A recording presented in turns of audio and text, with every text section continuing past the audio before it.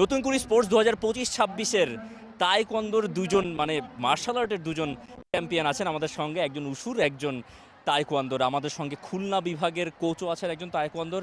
আপনার পরিচয়টা বলবেন, আর থ্রু আউট দ্য টুর্নামেন্ট যা হলো নতুন করে স্পোর্টসে কেমন লাগলো সব আয়োজন সব কিছু? আচ্ছা, আমি মোহাম্মদ তবিবুর রহমান। আমি তাইকোয়ান্দোর কোচ, খুলনা বিভাগীয় তাইকোয়ান্দোর কোচ, এবং আমার নিজের একটা ক্লাব আছে যশোরে, Jessore taekwondo club, indoor club.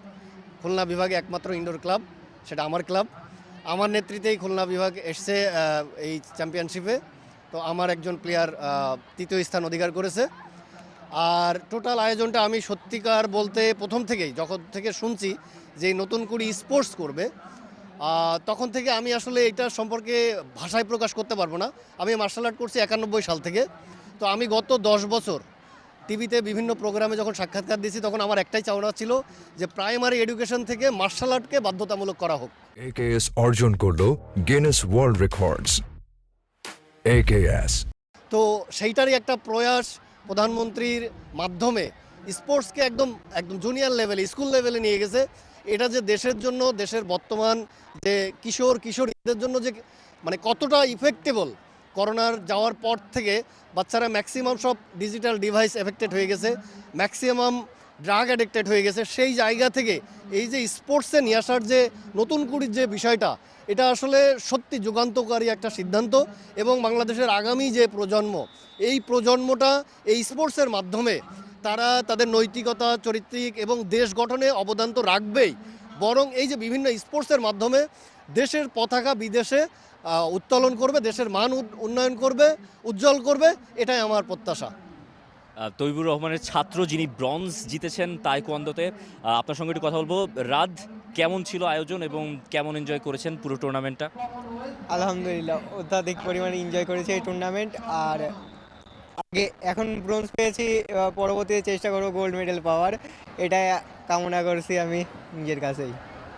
Khulna অঞ্চলবাসীর জন্য কোনো বার্তা, যারা এখান পর্যন্ত এসছে, যারা আপনাদের সঙ্গে ফুটবল দল ছিল, যে কোনো ডিসিপ্লিনে যেসব প্লেয়াররা পার্টিসিপেট করছে খুলনা থেকে? জি, আমাদের খুলনা বিভাগ থেকে অধিকাংশ প্লেয়ারই এসেছে, তাদের মধ্যে অধিকাংশই হেরে গিয়েছে। আমাদের সাথে অধিকাংশই প্লেয়ার ছিল, কিন্তু তারা এখন আর আমাদের সাথে নেই। আমি তাদের জন্য একটাই কথা বলবো, পরবর্তীতে যেন তারা আমাদের সাথেই থাকে এবং আমাদের থেকেও যেন তারা উপরের লেভেলে যেতে পারে। অনেক ধন্যবাদ রাত। আর উশুর একজন আছেন, তিনিও একটা মেডেল জিতেছেন। আপনার এক্সপিরিয়েন্সটা বলবেন, পুরো টুর্নামেন্টে কি হলো না হলো? আমার এক্সপিরিয়েন্সটা হচ্ছে, আমি চুয়াডাঙ্গা জেলা থেকে এসেছি, খুলনা বিভাগ। আমি হচ্ছে উশু খেলায় এসেছিলাম। আমি এখানে দ্বিতীয় স্থান অংশগ্রহণ করছি। আমার সাথে আরও উশু প্লেয়ার 45 কেজি মাইনাস এসেছিল, ওটা হেরে গেছে। আমি 45 কেজি প্লাস একটা দ্বিতীয় স্থান অধিকার করছি। পুরো এক্সপিরিয়েন্সটা বলবেন যে কিভাবে আপনি নতুন করে খোঁজ পেলেন, তারপরে নিজের নাম নিবন্ধন করলেন, এখান পর্যন্ত আসলেন? আমার আলমডাঙ্গাতে একটি কোচ আছে, আমার এই কোচটি আমাকে এই ছোটোকাল থেকে প্র্যাকটিস করা। আমি একটা বক্সার।